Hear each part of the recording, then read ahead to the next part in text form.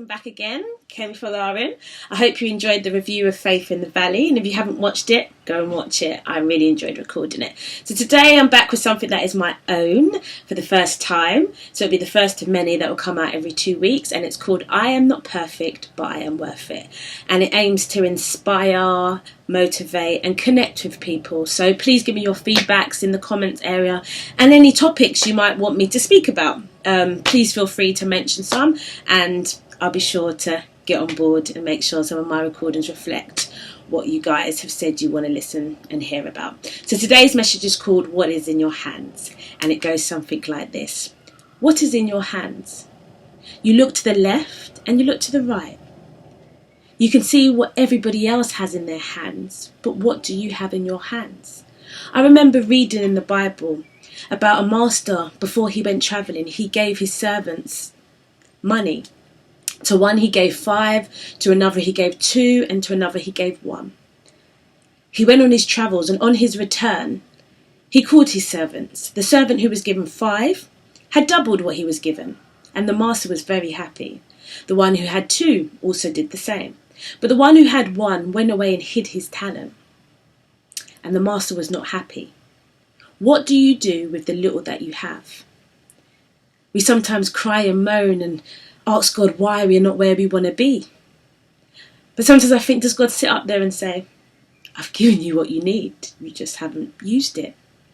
So what talents are in your hands that you are not using, that you may be afraid to use? What dreams do you have that you haven't put them to work?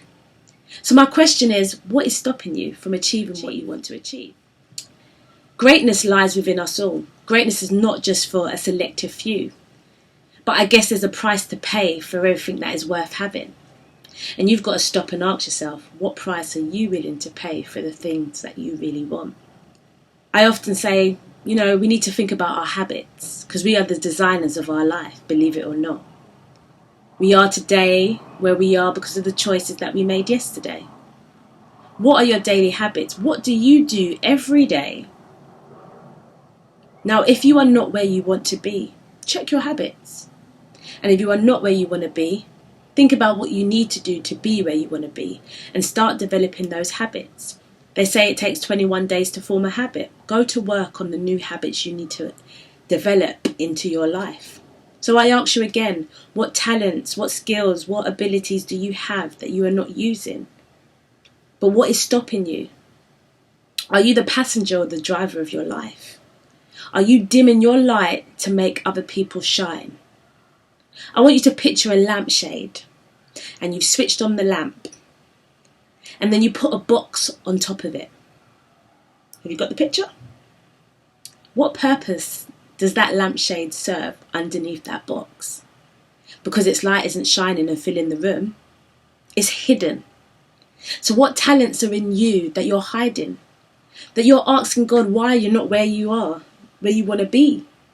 And he's saying to you, you have those talents just waiting inside of you to be used. Greatness lies within us all.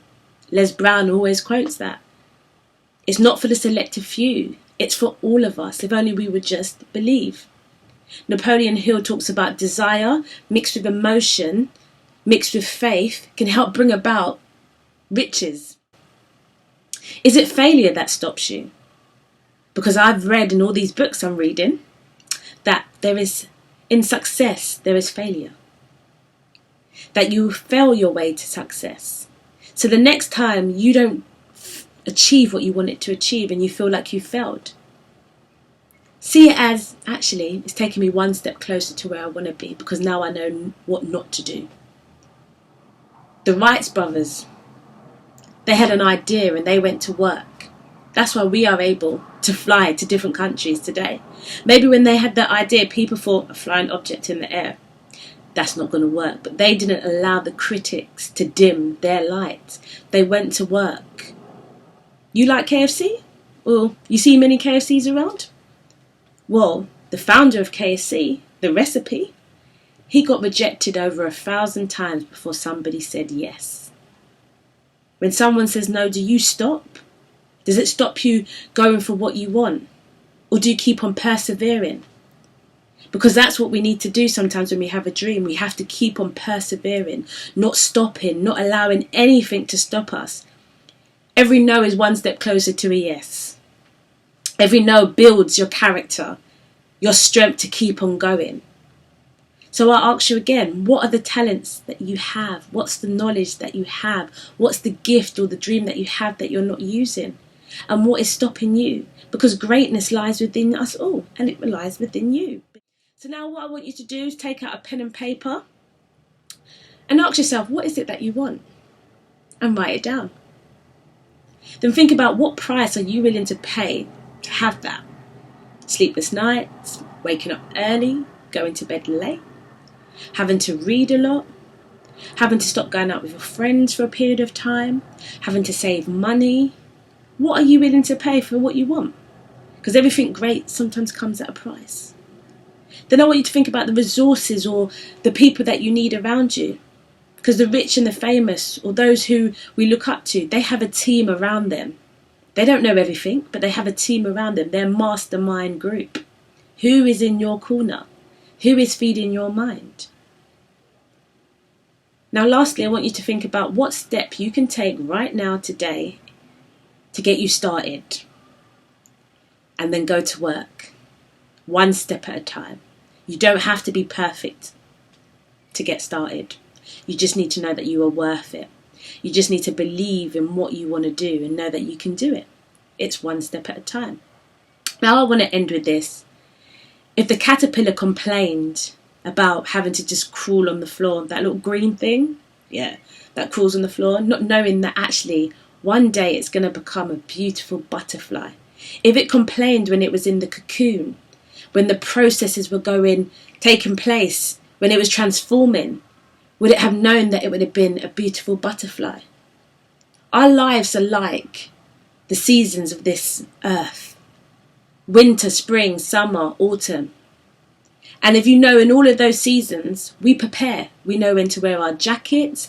We know when to wear our t-shirts, when it's vest time, when it's shorts times, when it's sandal times. And we prepare. So how much more our lives? There are going to be times where it's hard. A diamond takes a lot of pressure to bring out the diamond. You are a diamond. So there's winter where there's struggles, but then there's summer where you're reaping the harvest of all your hard work and your labour. So don't sweat the small stuff. Don't sweat the big stuff. Just know that it's all a process. Just like the butterfly. And lastly, while the butterfly's in its cocoon, when it cracks and it comes out, the butterfly can't fly straight away. It has to wait for the blood to go into its wings, all its potentials to go into its area before it can fly and do what it was meant to do. So I'll ask you again, what it is in your hand. Make the commitment today to relight that fire of what's in your hand and go and get what you want. Thank you very much.